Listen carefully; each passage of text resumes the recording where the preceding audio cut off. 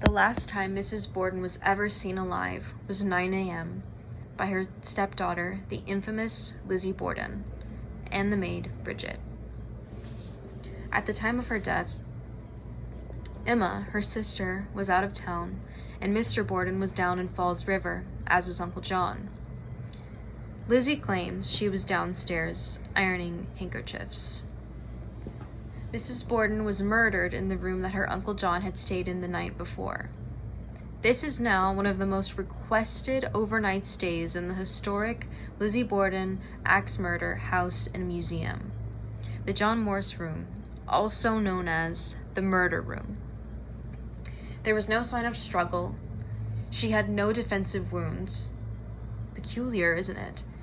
The evidence is unclear whether she was facing her attacker and didn't fight back, or couldn't, or was standing up, or kneeling down, but we do know where the wounds were.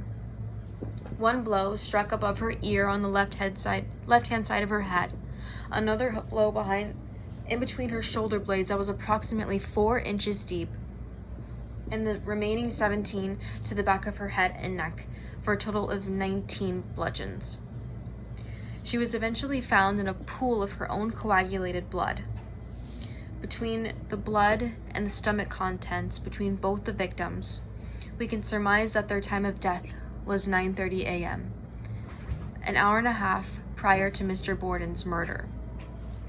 In the photo on the wall in the dining room where the autopsy was done, you can see she's lying flat on her stomach with a pool of blood around her head.